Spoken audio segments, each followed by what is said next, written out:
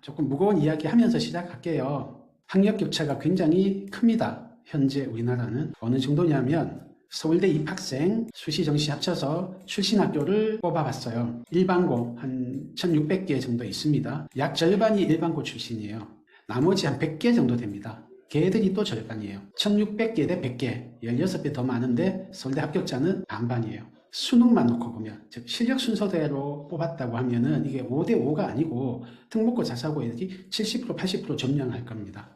그만큼 학력 격차가 굉장히 큽니다. 왜 이 말씀을 드리느냐, 현재 4학년들이 양다리를 걸쳐야 되는 세대예요. 원래 6월 달까지 발표 났던 대로 고교학점제가 전면 실시된다고 했으면요, 내신도 절대평가, 수능도 절대평가예요. 거기에 특목고 자사고가 존치됐잖아요. 이 세 개가 만나면 특목고 자사고 외의 애들은 최상위권 대학 가기가 굉장히 어려워요. 그래서 무조건 특목고 자사고가 유리했는데 10월 달에 2028 대입제도 개편 시안이 발표하면서 수능 내신 모두 상대평가로 간다고 했어요. 그러니까 특목고 자사고가 압도적으로 유리한 상황은 아니에요. 그래서 일반고도 최상위권이 가능합니다. 그런데 이게 제 생각에는 현 중2, 현 중1, 현 초6까지는 이번 12월에 결정될 2028 대입 개편안에 따라서 실시될 것 같아요. 그런데 현 초5, 현 초4가 되면은 모른다예요. 정권도 그때는 현 정부 임기가 끝난 뒤인데다가 이번 정부에서 발표할 때도 한시적으로 현실이 절대평가를 할 수가 없는 상황이라 한시적으로 상대평가한다고 했기 때문에 나중에 어떻게 변할지를 몰라요. 그래서 이 아이들이 중2가 됐을 때, 현재 4학년이 중2가 됐을 때 4년 뒤죠. 4년 뒤에 지금처럼 상대평가로 갈지 내신 수능 다 절대평가로 갈지 모른다예요. 그래서 얘들은 두 가지 가능성을 다 봐야 됩니다. 둘 다 대비해야 됩니다. 잘못하면은 그냥 일반고 가지, 분당이니까 여기 낙생고 가면 되지, 일반고 가는 커리큘럼으로 딱 준비했는데 갑자기 수능 내신 절대평가 됩니다. 중2 한 중간쯤 여름에 발표 나버렸어요. 그럼 황당합니다. 자사고 진학할 준비 안 돼 있고. 그런데 특목고 자사고 아닌 애들은 최상위권 대학 거의 가기가 불가능한 정도까지 돼버리고, 그래버리면 황당할 수 있거든요. 미리 준비하셔야 돼요. 근본은 이렇습니다. 대학은 공부 잘하는 학생을 원합니다. 뽑고 싶어 해요. 어떤 식으로든. 그래서 공부 잘하는 학생을 만들어 놓으면 됩니다. 영재고, 과학고, 자사고, 외고, 일반고, 이런 특목고 자사고랑 일반고 어느 길이 우리 아이에게 맞는지 한번 보면서 할게요. 각각의 장점, 단점, 기회, 위험, 전략, 이렇게 5가지 항목으로 한번 따져보겠습니다. 영재고, 과학고 가면 어떤 장점이 있냐면 수학, 과학, 영재성 개발하는데 장점이 있어요. 가서 재미있게 공부해요. 수학, 과학 좋아하는 애들은. 아닌 애들은 괴롭게 공부해요. 자, 얘들은 거의 대부분 수시로 갑니다. 입시가 어떻게 바뀌든, 상대평가가 되든 절대평가가 되든 얘들은 수시로 갈 거예요.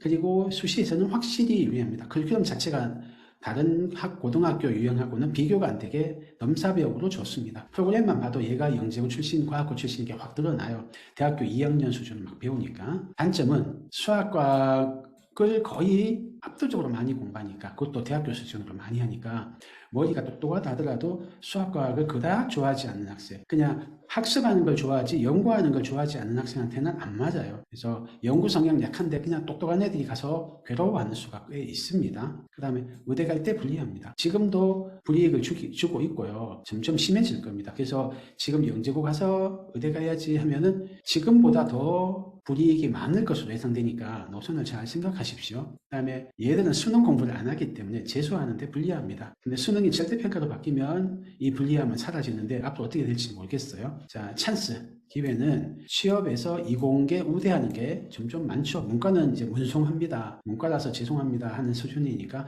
그 점에서는 장점이에요. 2028 대입제도 개편안에 따르면 수능의 비중도 약간 약해지고 내신도 상대평가가 조금 완화됐어요. 저는 4%까지 1등급이었는데 10%까지 1등급이니까 조금 숨구멍이 트였어요. 그래도 뭐 완전 불이익이 없어진 건 아니지만 조금이라도 유리해지긴 했어요. 위험, 제일 큰 거는 이거죠. 이렇게 우수한 애들이 열심히 연구를 했는데 국가 R&D 예산 40% 삭감, 대기업 연구원으로 취직했는데 40대 중반이면은 명퇴, 이렇게 돼버리니까 조금 불안정성이 있죠. 그래서 의대 일풍이 있는 거기도 하고요. 자, 그럼 입학하는 전략 어떻게 해야 되냐면 수학, 과학에 대한 호기심, 탐구심, 창의성 등 연구자 성향을 키우는 방식으로 공부를 해야 돼요. 주입식 공부를 안 해야 돼요. 얘들은 원래 주입식 공부 싫어하기도 할 뿐더러 입학하는데도 주입식 공부가 별로 안 중요, 악영향을 미칠 정도예요. 그래서 되도록이면 탐구하고 연구하는 방식으로 공부를 시켜라. 입학시험 기출문제도 점점 보시면 지식을 많이 요구하던 기출문제에서 사고력을 많이 요구하는 문제로 바뀌고 있습니다. 최근에. 그래서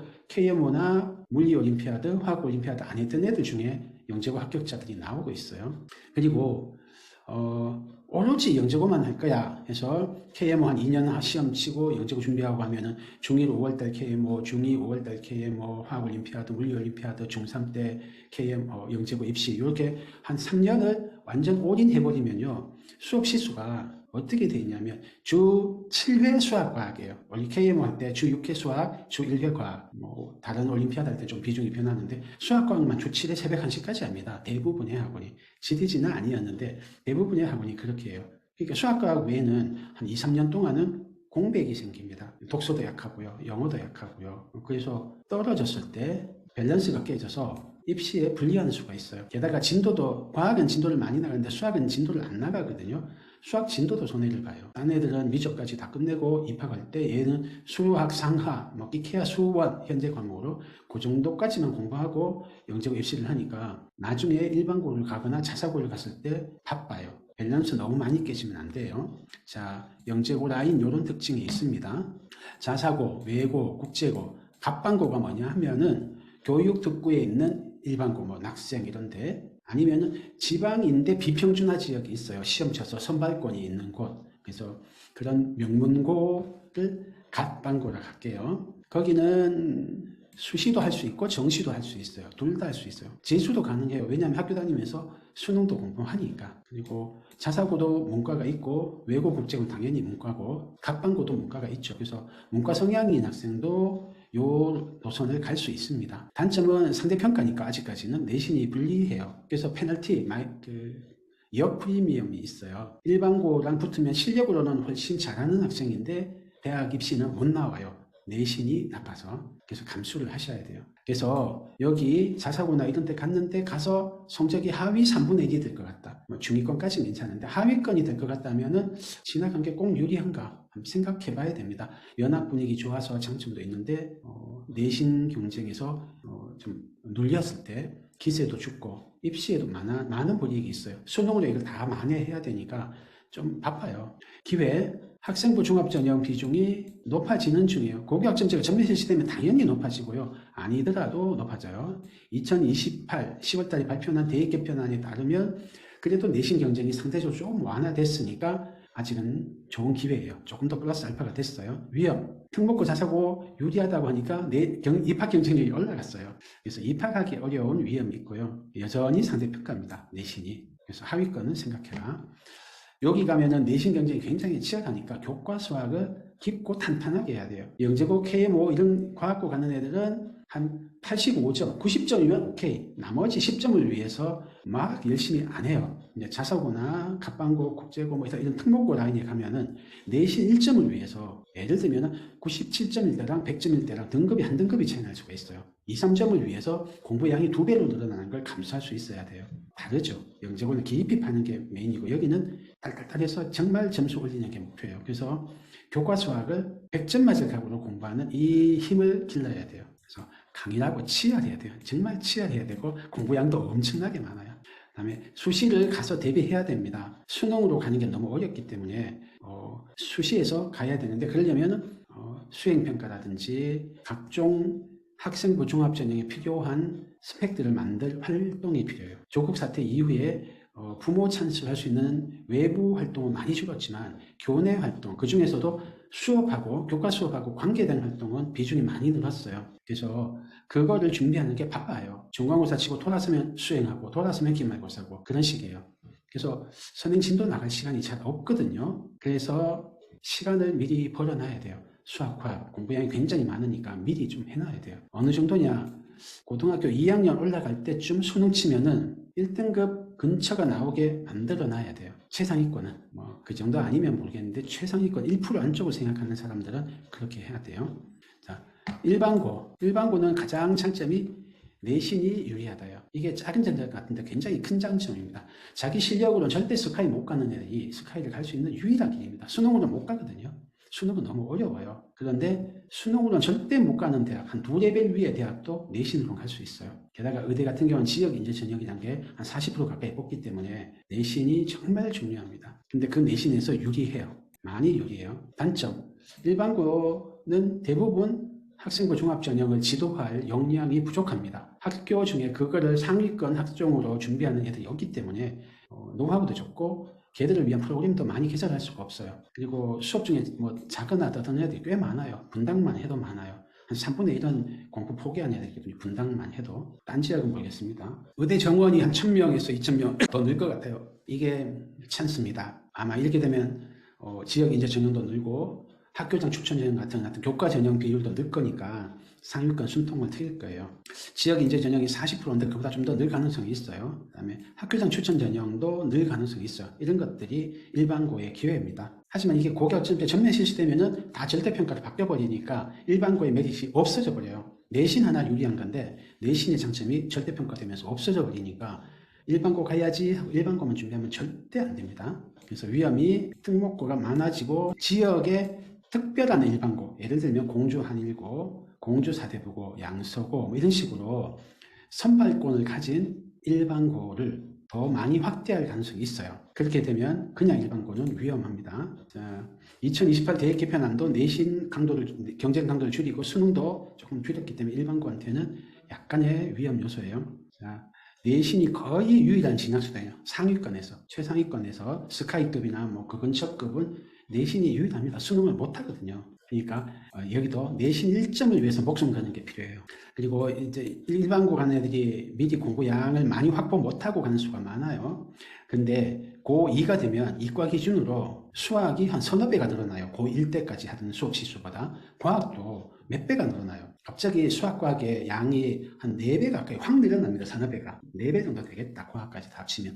고1 때보다 고2 때 한 4배로 늘어나는데 이거 미리 공부 안 해놓으면 감당을 못해요. 워낙 많아서. 그래서 수학과학에 미리 선행을 좀 해놔야 된다. 그 다음에 가장 최상위권 뭐 서울대, 연대고대, 스카이랑 의대급에서는 만약 2028 대학 개편안대로 실시되면 내신 1등급도 완화됐고 수능 어려운 과목도 좀 빠졌기 때문에 대학에서 변별력을 위해서 대학별 면접 그리고 내신에서 심화 과목을 얼마나 들었느냐 이 두 개를 도입할 거예요. 그래서 면접과 심화 과목 준비가 필요한데 면접은 뭐 그냥 빼고요. 심화 과목 예를 들면 물리 2 대신에 고급 물리까지 수강한다든지 물리학 실험을 수강한다든지 이런 식의 대책이 필요합니다. 그래서 미리 선행을 좀 땡겨놔야 되고요. 학원이 개설 안 될 가능성이 많아요. 고급 물리 학원이 있을까요? 대부분의 지역에서 고급 물리 학원이 없을 겁니다. 그럼 인강은 있을까? 고급 물리 인강도 없을 가능성이 높습니다. 전국에서 고급 물리 선택하는 애 몇 명이 있겠어요? 그걸 보고 강좌를 오픈한다 쉽지 않거든요. 그러니까 사교육의 도움을 받을 수 없어요.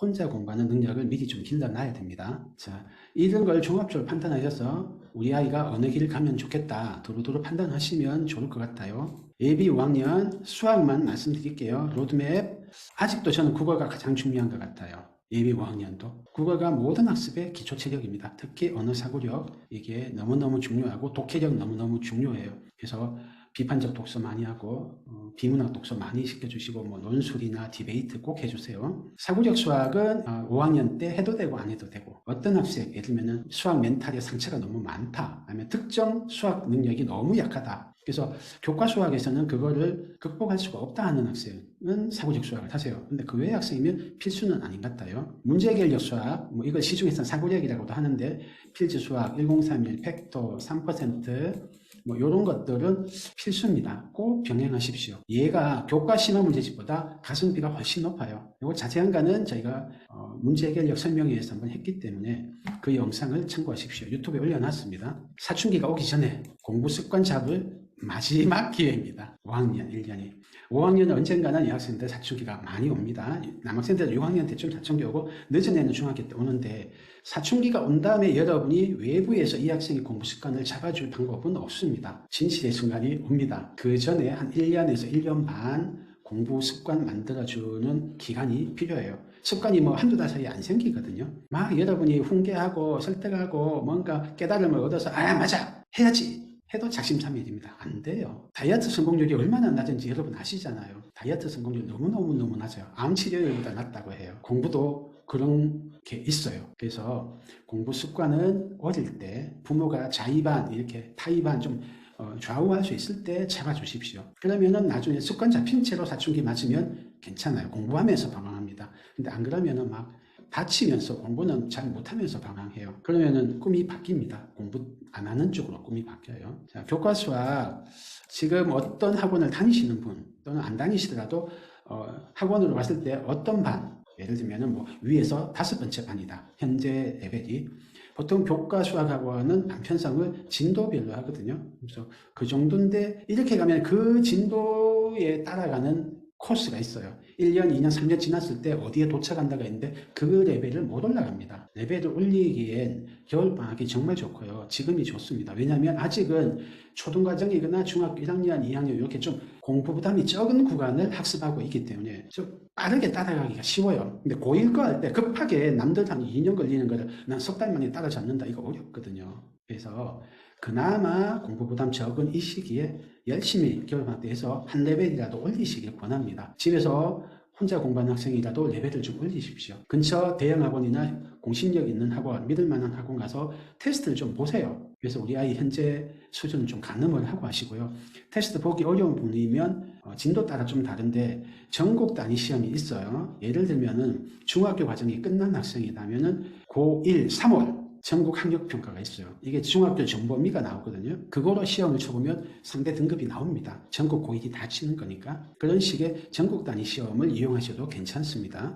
어쨌든 진도 체크하고 그보다 한 레벨 위의 반을 좀 올라가십시오. 요거 하면서 엉덩이도 더 늡니다. 아이도 목표가 있으니까 늘 많이 하라는 게 아니고 한 석 달, 12월, 1월, 2월, 석 달 바짝 하자 이런 컨셉이니까 괜찮아요. 할 수 있거든요. 자, 그 다음에 조금 더 자세히 말씀드릴게요. 수준별로 상위 4% 1등급이죠. 이 학생들은 KMO랑 영재고 라인을 계속 가십시오. 아마 이미 하고 있는 학생이 많을 거예요. 대부분이 하고 있을 건데 가던 길을 계속 가십시오. 다만 우리 아이가 영재고 갔을 때 해피한지 않은지는 좀 따져주세요. 입시에 꼭 유리하지는 않거든요. 영재고 과학고가. 다음에 11%까지 2등급이에요. 이 친구들은 이제부터는 할 수 있는 최대한 힘껏 선행하십시오. 엄벙덤벙 선행, 부실공사 선행 아니고 학생이 수학에 진저리 내는 선행 아니고 할만하다 하면서 이해해가면서 소화해가면서 가는 선행이라면 할 수 있는 힘껏 선행해주세요. 어느 정도냐면 극심화는 안 해도 돼요. 예를 들면 중학교 과정이면 A급 안 해도 돼요. 초등 과정이면 최자 붙은 애들, 최땡땡 뭐 이런 애들 안 해도 돼요. 정답률 70% 나오면 하세요. 정답률 50%, 60%면 빨간불이에요. 50% 언더면 바로 스톱. 필수는 아니다. 대신 문제결력 전문교재는 필수다. 거기서 파워를 기르면 돼요. 문제결력을. 그래서 좀 진도를 뽑으세요. 고등학교 입학 전에 예를 들면 1등급 목표 하나 내면 할 수 있으면 1등급 만들고 고등학교 가세요. 거기서 1등급 근처. 2등급 목표면은 또 한 2등급. 그 정도, 그 언저리, 턱걸이로 살짝 안 될 수는 있는데 등급 만들고 올라가세요. 그러려면 한 2년 걸립니다. 고1 내신이 쫀쫀하게 해야 되거든요. 한 4분의 1, 상위 4분의 1까지 3등급 근처죠. 이 학생들은 한 2배속 선행, 석 달에 한 학기씩 착착착, 적어도 2권, 석 달에 기본서 1권, 응용서 1권, 많으면 심화서까지 3권 진도를 나가세요. 저는 심화 안 하고 응용하길 권합니다. 대신 고등 가서 극심화까지 하세요. 중등에서 극심화 한다고 너무 시간이 지체될 것 같으면 하지 마세요. 애가 괴로워하는 극심화는 하지 마세요. 진도를 나가세요. 어느 정도냐? 중2 초에 고1 과정 시작하세요. 요게 제가 생각하기에는 고등학교 가서 최상위권 될 수 있는 기회입니다. 한 2년 하면은 고1 과정을 내신 대비 수준, 1등급 상위 4% 수준까지 만들 수 있어요. 여기서 심화, 극심화 다 해야 돼요. 고1 과정이 어렵거든요. 양도 많고. 고1 과정 하나가 중학교 3년치 합친 것보다 더 많습니다. 그러니까 여기 가서 심하세요. 너무 막 최상위 초등 과정에서 극심화 하지 마시고. 70% 정답이면 하세요. 이게 전달이 잘못돼서 GTG 원장은 최상위 아니 하지 말라고 하더라는데 그게 아니고 힘에 부치는데 하고 있지 마시라고. 그거는 전문교재 최상위 하이레벨 하느니 힘들게 하느니 그냥 필기 수학이나 팩토나 1031 같은 거 하셔라. 대신 진도를 뽑아서 고등에서 진짜 극심화 하셔라 이 뜻이에요. 상위 40%, 25%에서 40%이 정도 학생들은 이제 슬슬 선행 좀 하십시오. 대신 할 때 완전 학습을 좀 하세요. 제가 뼈대 먼저 학습 권해드립니다. 요거는 저희 교과 수학 설명회에서 했어요. 한 2주 전에 했으니까 유튜브에 있습니다. 한번 보십시오. 너무 긴 이야기를 오늘 생략할게요. 상위 40% 언더면 선행은 아직 하지 마세요. 현행을 하세요. 대신 현행 완전 학습해가면서 하세요. 그리고 이 시간에 국어 많이 하십시오. 국어가 제일 중요합니다. 이게 진도가 안 뽑아지는 이유가 제일 큰 건 국어 때문입니다. 어쨌든 국어 능력 늘리셔야 돼요. 제가 이 전문가 아니니까 잘 못하겠어요. 근데 찾아서 하십시오. 국어 진짜 중요합니다. 수학학원 원장이 국어를 제일 강조한 이유가 있어요. 그 다음에 엉덩이 만들기가 수학에서는 요 수준의 학생한테는 제일 중요합니다. 사춘기 오기 전에 엉덩이 만들어주세요. 사춘기 오면 한 중상위권 밑으로 학생들은 거의 수포자 됩니다. 머리가 되는데도 포기해요. 근데 수학 포기하고 할 수 있는 입시가 없거든요. 공부 양 확보해 주세요. 적어도 괜찮아요. 조금씩 늘려가면서 엉덩이를 만들어 주셔야 돼요. 엉덩이 만드는 법 지금 예비 초사, 현재 초3 애들 간담회 어제였는데 거기서 좀 말씀드렸어요. 이거 유튜브에 있으니까 참고하십시오. 옛날에 공부 습관 만드는 법 한 1시간 반짜리 설명의 영상도 있긴 있어요. 참고하십시오. 우리 아이가 어느 정도 수준인지 어떻게 알아요? 지금 예비 5학년이면 꽤 많이 아실 거로 생각돼요. 그래도 정확하게는 전문가하고 상담하십시오. 잘 모르겠으면 정답률 70%로 교재를 선택하시면 별로 안 틀립니다. 자, 저희 GTC 학원 수업을 말씀드릴게요. 특목반, 교과반이 있어요. Y1반은 고1 과정 하고요. Y2는 2-2, 1월 한 중후반쯤에 할까요? Y3반은 2-1 시작할 것 같아요. S1반은 1-1, 6-1, 5-2 1월달 기준입니다. 이렇게 6가지 반이 있으니까 맞는 반 골라서 오십시오. GTG가 교과도 잘합니다. 그 다음에 진로별로 어떻게 로드맵 짜심이 좋냐. 영재고 과학고 늦어도 6학년 여름방학에는 고등 들어가야 돼요. 그거 넘어서 들어가면은 영재고 과학고 노선으로는 좀 바쁩니다. 처음부터 과학고 가겠다면 좀 괜찮은데 그런 학생은 없으니까 영재고 준비한다면 조금 바빠요. 그래서 6학년 여름방학 한참 지나서 고등 들어갈 것 같으면 좀 생각하셔라. 그냥 괜히 영재고 준비하다가 자사고나 일반고 가서 할 수 있는 기회를 잃어버리지 마시고 잘 생각하십시오. 자사고 이과 최상위 한다면은 중1 때 고등 들어가는 정도면은 안 늦은 것 같아요. 마지노선은 중2 올라갈 때 고등 들어가는 정도예요. 그게 마지노선입니다. KMO는 안 해도 돼요. 자사고 가고 이런 애들은. 영재고 관리 애들은 KMO가 옛날엔 필수였는데 요새는 완전 필수는 아니에요. 그래도 안전하게 하려면 KMO 하셔야하는데 그래요. 일반고에서 이과 최상위를 목표로 한다. 얘들도 중2 초에 고등은 들어가셔야 돼요. 한 2년에서 1등급 만들고 고등학교 들어가야 돼요. 자, 얘들은 고등과정 심화는 해야 돼요. 중등과정은 극심화까지는 안 해도 돼요. 문제결력 전문교재는 필수입니다. 제 생각에는 필지 고급까지는 좀 하십시오. 1031 고급까지는 하세요. 그거 다음에는 중등 교과로 심화를 하긴 해야 되는데 전문 프로그램이 더 좋습니다. 문과 최상위는 중3 때 고등 들어가도 괜찮은 것 같아요. 한 1년 고등과정 하고 들어가도 좋은데 아시겠지만 문이과 이제 통합돼서 수업하기 때문에 가면은 일반고를 가거나 자사고를 가면은 문과를 지향하는 애들은 수학, 과학에서 쭉 밟힙니다. 그럼 국어, 사회를 잘하느냐, 영어를 잘하느냐면 꼭 그렇지 않아요. 그래서 문과 성향인 애들은 국제고 가는 것도 괜찮습니다. 거기는 이과 애들이 없거든요. 선행도 얘들은 심화 선행, 극심화 선행 하시면 안 돼요. 응용 선행 하시고 대신 완전 학습하면서 가야 돼요. 문제 결력은 꼭 하십시오. 특히 이 아이들이 더 필요해요. 이 아이들은 아직 수학 머리가 덜 개발됐기 때문에 머리 개발하는 데는 교과 심화보다는 전문 교재가 더 유리합니다. 자, 그러면 우리 아이들 최상위권을 만들고 싶다. 한 4% 상위 4% 1등급이에요. 뭘 해야 되느냐? 제가 생각에 가장 중요한 거나 막 진도 중요하다고 하고 했는데 제가 본 애 중엔 진도가 고등학교 들어갈 때 딱 고1 거 처음 시작하던 학생도 있었어요. 그 학생이 좀 외부에 있다가 대치동에 있는 중동고를 갔는데 선행학습을 1도 안 한 거예요. 수학도 그렇고 과학도 그렇고 뭐 영어도 그렇고 1도 안 하고 공교육만 받다가 딱 갔는데 가니까 나름 그래도 그전 중학교에서는 전교 1, 2, 3등 안에 있었는데 중등고 가니까 하위권, 중하위권이 나오는 거예요. 반에서 한 20등 이렇게 충격을 받았죠. 근데 무섭게 열심히 공부하더라고요. 왜냐하면 공부 열심히 할, 최선을 다할 가슴이 있었고 열심히 공부하는 엉덩이가 세팅이 되어 있더라고요. 그래서 가슴하고 엉덩이가 세팅되어 있으니까 진도는 좀 늦었는데 그래서 나중에 걔가 고3 때는 중등고가 지역사립고예요. 대치동에서 잘하는 학교거든요. 휘문 다음에 한 2진그룹 여러 학교가 있는데 그 중에 하나예요. 굉장히 치열하단 말이에요. 초등학교 1학년부터 막 공부 준비하는 애들이 두텁게 상위권에 있는데 거기서 걔가 수학으로 전교 10등 안에 들더라고요. 고3 때. 그래서 가장 중요한 거는 이거예요. 제가 뭐 중2 초에는 무조건 고등학교 들어가야 최상위권 할 수 있습니다. 이거는 불가능, 그거 아니면 불가능하다는 뜻이 아니고 그래야 확률이 크다. 나중에 바쁘지 않다. 이런 뜻이고요. 안전 마진이 있는 가이드선 정도고요. 진짜 막 극한으로 한다면은 딱 제신도도 고등학교 들어가서 어떻게든 할 수 있어요. 물론 아까 그 말씀드린 학생은 연대 공대 갔어요. 의대를 가고 싶은데 못 갔어요. 연대 공대 중에서 최상위권 공대를 갔어요.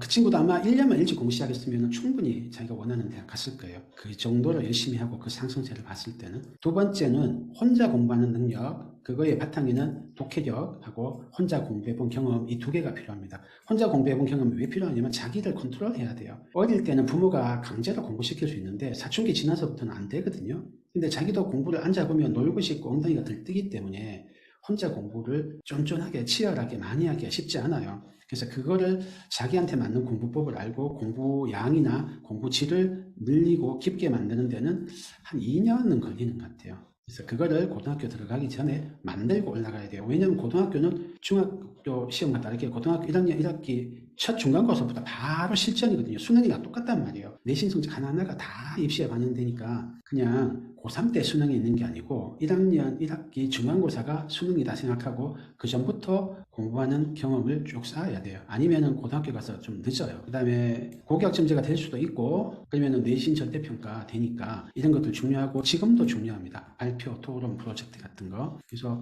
아직은 5학년 돼도 여유가 있으니까 대학부설 영재교육원 같은 거에서 프로젝트 한번 해보는 거는 전 추천합니다. 더 바쁘면 할 기회가 없어요. 근데 이런 거 한번 허접하게라도 해보면 완전 달라요. 안 해보내라. 프로젝트 저희가 영재원 수학, 영재원 과학이라고 해서 대학부설 영재교육원 수준의 프로그램을 1년짜리 커리큘럼을 운영하고 있는데 애들 처음 한 거 보면 굉장히 어설프거든요. 근데 이런 거 안 했던 애는 나중에 실전 가서 어설프게 해요. 근데 여기서 한 번이라도 해본 애는 가서는 완전 달라요. 그래서 경험을 영재학급, 대학부설 영재교육원 이런 거 이용하시는 거 추천입니다. 교육청은 왜 말 안 하냐? 경기도 교육청이 좀 이상하게 바뀌어서 영재교육원이 영재교육원 같지가 않아요. 그래서 좀 거기는 알아보고 하셔라. 대학부설은 가천대, 브릿지 같은 거 이용하셔도 좋고요. 아주대도 캠프 전형 있어요. 저희가 봄에 설명회 하니까 봄 설명회 듣고, 봄은 아니죠. 1월 그쯤에 있을 거예요. 그거 듣고 준비하십시오. 또 최상위권이 되려면 뭘 준비해야 되냐면 선행학습 아까 말씀드렸죠. 좀 하십시오.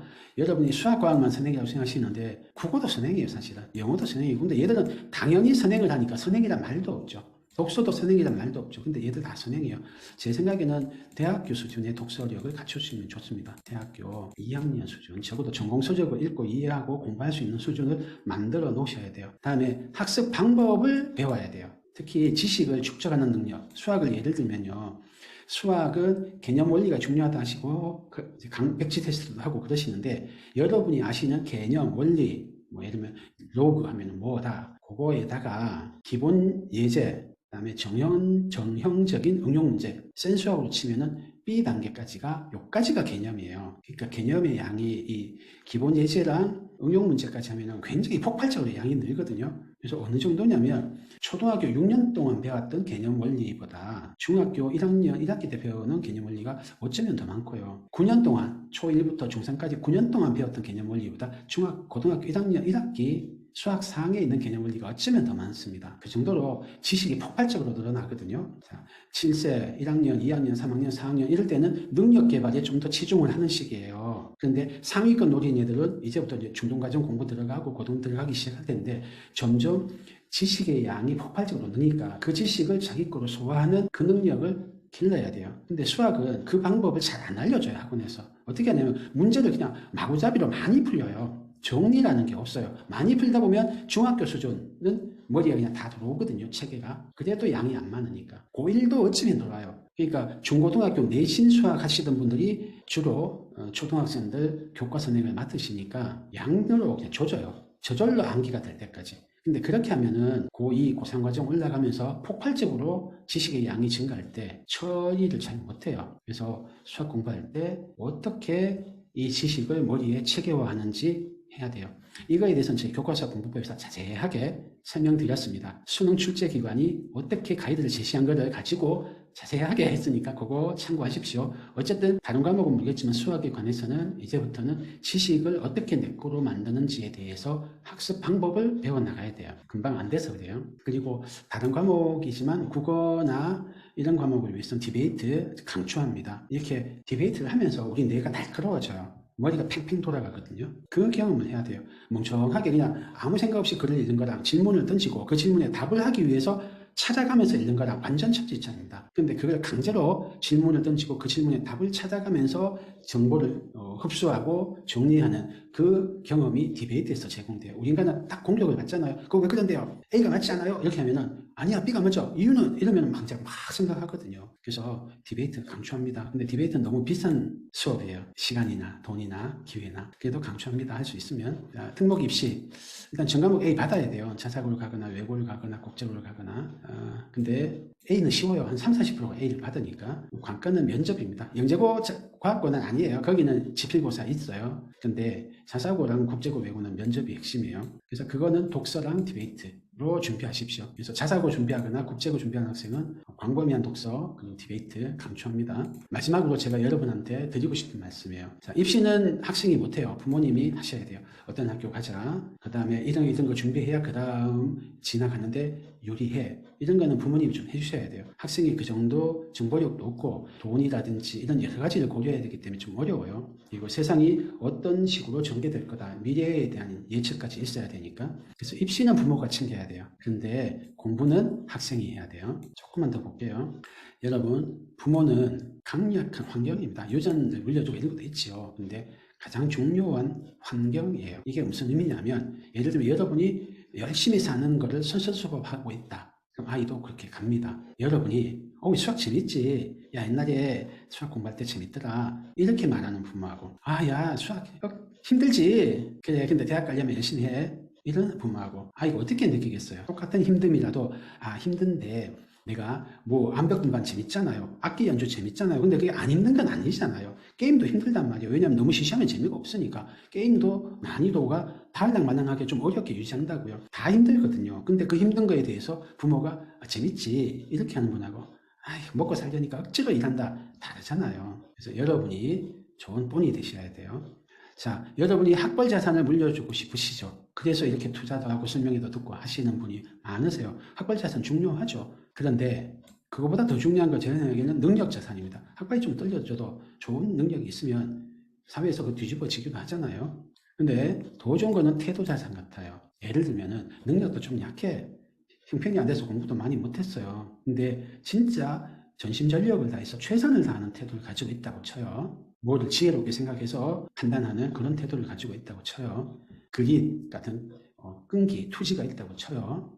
회복 탄력성 같이 어려움을 만나서 한번 실패했어도 잘 딛고 일어서는 힘이 있다고 쳐요. 그런 태도를 가진 분이면 학벌이 좀 낮아도 능력이 약해도 다 뛰어넘을 수 있다고 생각해요. 그래서 태도 자산을 물려주시는 게 더 좋습니다. 이거는 만약에 이 학생이 좋은 태도를 가지고 있으면 불우한 환경을 만날 수 있어요. 예를 들면 교통사고를 당한다든지. 혼자 뒤집는 붕어빵이라는 책이 있어요. 거기 주인공이 초등학교 6학년 때 백혈병이 걸렸어요. 집도 부자가 아니야. 그래서 고등학교 1학년까지 계속 항암 투병을 해야 돼요. 한번 항암제 맞고 이러면은 3주씩 공부를 못 해요. 정신을 못 차려요. 그런데 그 환경에서 병원에 입원해서도 공부하고 머리가 다 빠진 채로도 공부하고 그래서 서울대를 수석으로 들어갔어요. 유키즈 물론 유재석 씨 거기 방송에 나왔으니까 보십시오. 태도가 되면 어떤 불우한 환경이 닥쳐도 이겨낼 수도 있어요. 그게 더 중요하죠, 태도가. 근데 저는 더 중요한 게 이 정서자산 같아요. 행복할 수 있는 능력. 어떤 환경도 기뻐하고 감사할 수 있는 능력. 이게 정서입니다. 내가 아웃풋이 좋아야만, 키가 커야만, 인물이 좋아야만, 공부를 잘해야만, 돈이 많아야지만, 예뻐야지만, 유머가 있어야지만, 인기가 있어야지만 어떤 아웃풋만 가지고 세상이 줄을 세우고 좋아하고 그래요. 심지어 부모조차도. 그런데 나는 어떤 경우에도 사랑스러운 존재고 무조건적인 사랑을 받을 존재야. 어떤 경우도 나는 사랑이 풍부하고 기쁨이 풍부하다고 그렇게 살 수 있는 정서적 안정감이 있다면 제 생각에는 부모가 줄 수 있는 최고의 선물인 것 같아요. 학벌 자산보다 100배, 1000배 중요한 것 같아요. 이게 있는 사람은 태도도 잘 갖춰지기 쉽고 그러면 능력도 늘고 지식이 쌓아서 학벌도 갖추기 쉽죠. 학벌이 만약 기회가 지났다 하더라도 다른 식으로 세상에서 충분히 잘 살 수 있어요. 그래서 여러분이 입시를 하다가 더 중요한 이 정서를 놓치지 않았으면 좋겠습니다. 특히 이제 예비 5학년들은 곧 사춘기라는 걸 만날 거예요. 여학생들 중에는 5학년부터 사춘기 오거든요. 그래서 여러분의 지금 제일 큰 관심사는 사춘기입니다. 사춘기 전에 엉덩이 만들어야 되고요. 사춘기가 됐을 때 내 마음을 준비하셔야 돼요. 지금도 사실은 여러분이 이 학벌 자산을 갖춰주려고 공부를 시키는데 집중하시기가 쉬워요. 근데 부모 자식 사이에 공부가 안 끼어들게 해주시면 좋겠어요. 자칫 잘못하면 얘가 숙제 다 하면은 좋아하고 숙제 안 하면 화내고 학원 레벨 테스트 잘 보면 좋아하고 못하면 실망하고, 애가 공부 안 하고 놀면은 뭐라고 하고, 공부 이만큼 약속하기로 하고 못 지켰다고 막 지적하고. 그렇게 안 하셨으면 좋겠어요. 제 예를 하나 들게요. 저는 살을 빼고 싶어요. 당뇨가 있어서. 저한테는 굉장히 당뇨병이 큰 지장을 줘요. 제 사업 일을 잘 못할 정도고 일상생활을 잘 못할 정도거든요. 그래서 살을 빼야 돼요. 의사도 권하고 저도 알고 빼고 싶어요. 근데 잘 안 되더라고요. 그래서 제가 전문적인 도움을 얻으려고 세계적으로 유명한 앱을 했어요. 유료예요. 한 달에 2만 얼마인가 3만 얼마인가 내는 거예요. 큰 돈은 아니지만 또 앱으로는 크죠. 그래서 당뇨 전문 가가 붙어서 코칭도 하고 피드백도 주고 그런 거예요. 제가 이거 하니까 큰맘 먹고 막 밤에 라면 먹고 싶은 거 참고 간식 먹고 싶은 거 참고 풀 안 먹고 싶은데 풀 먹고 밥 양도 3분의 1 또는 반으로 팍 줄이고 굉장히 노력을 했어요. 운동도 안 하던 운동도 하고 살도 좀 빠지고 혈당도 쫙 안정은 됐는데 한마디도 안 하세요. 먹은 거 제가 계속 몇 끼니마다 먹은 거 다 기록해서 앱으로 올려보내거든요. 그런데 어쩌다 한번 제가 밤에 라면을 먹었어요. 자다 잠이 안 오는 거예요. 배가 너무 고프니까 라면을 하나 먹었어요. 기록할까 말까 망설이다가 그래도 정직하게 하자 해서 기록을 해서 앱을 올렸더니 다음날 바로 피드백 오시는 거예요. 누구누구님 라면 밤에 드시면 해롭습니다. 바로 지적 오는 거예요. 제가 라면 먹으면 해로운 거 모르지 않아요. 알고 저도 이미 자책이 되고. 그런데 잘할 때는 칭찬 한번 없다가 못할 때는 바로 지적이 오는 거예요. 아이가 부모 자식 사이에 공부가 끼어들면 내가 공부 잘하면 부모가 좋아하고 공부를 게을리하면 싫어하고 부모의 사랑이 조건부로 느껴진다고요. 무조건적인 사랑이 아닌 거예요. 내가 어떤 아웃풋을 내느냐에 따라 달라요. 내가 부모가 기대하는 대학을 못 가면 내가 무가치하고 그렇게 되겠구나. 부모의 사랑을 못 받겠구나. 그렇게 생각할 수가 있어요. 여러분 마음은 아닐지라도 행복하겠어요? 정서가 안정되겠어요? 나중에 사춘기가 됐을 때 여러분이 감정통장에 잔고가 별로 없다고요. 그러면 아이한테 무슨 지렛대를 활용할 수가 없잖아요. 아이에게 영향을 미칠 수가 없다고요. 그래서 지금 공부를 부모 자식 사이에 끼워 넣지 마세요. 그럼 어떻게 하란 말이야? 그냥 방임하란 말이냐? 그거는 아니고요. 어떻게 하면 좋은지 긍정적 피드백 이런 거를 제가 다른 영상에서 했어요. 너무 긴 이야기라 그거로 대체할게요. 찾아서 보시고 하십시오. 자, 그러면 부모는 뭐를 해야 되냐? 보통은 동기부여한다고 생각하세요. 막 잔소리를 하고 훈계를 하고 설득도 하고. 잔소리를 제일 많이 하죠. 저도 그렇게 되더라고요. 놀고 있는 꼴을 보면 저희는 고1 초육인데 키를 깨문다고 하는데 잔소리가 삐져나와요. 정말 참고 참다가 살짝 비치기만 했는데도 애는 인상이 팍 구부러져요.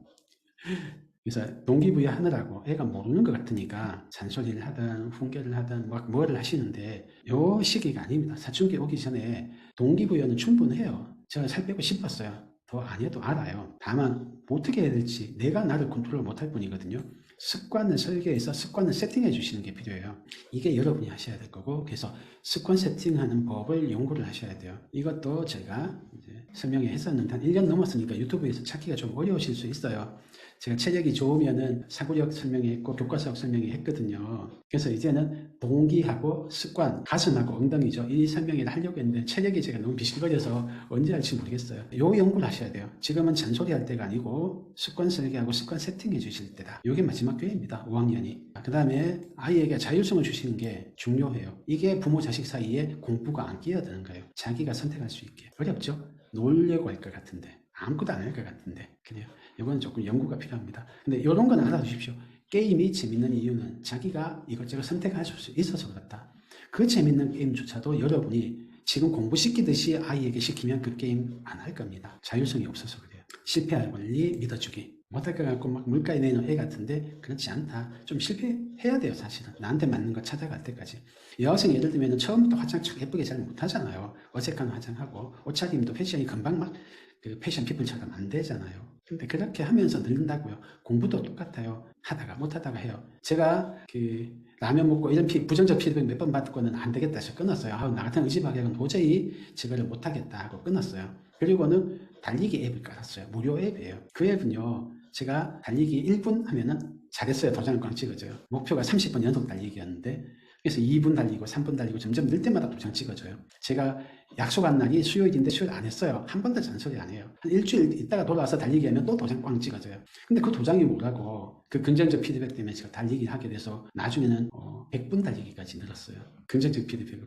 내가 실패하더라도 믿어주실 필요 있습니다. 이거 감정 통장에 쫙 잔고를 쌓아놓는 겁니다. 그래서 입시는 부모가 하지만 공부하는 주체는 학생이라는 거. 여러분이 멱살 잡고 끌고 가는 건 이제 끝났다. 곧 끝난다. 어릴 때는 공부도 부모가 많이 시켜요. 그죠? 가능하거든요. 애가 어리니까. 근데 이제 사춘기가 어른거리기 때문에 끝났다. 곧 끝난다. 그래서 공부는 학생이 하는 거고 공부를 학생이 할 수 있게 만들어 주시는데 여러분이 초점을 맞추셔야 됩니다. 그게 아이들을 돕는, 제가 생각에는 예비 5학년한테는 제일 중요한 것 같아요. 감사합니다.